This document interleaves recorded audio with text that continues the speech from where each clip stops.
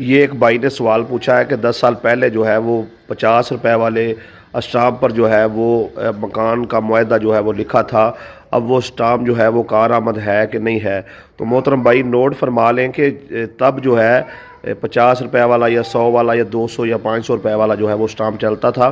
अब जब से ऑनलाइन स्टाम्प आए हैं और 1200 रुपए वाला आया है, तब से आपने ये स्टाम्प इस्तेमाल करना है।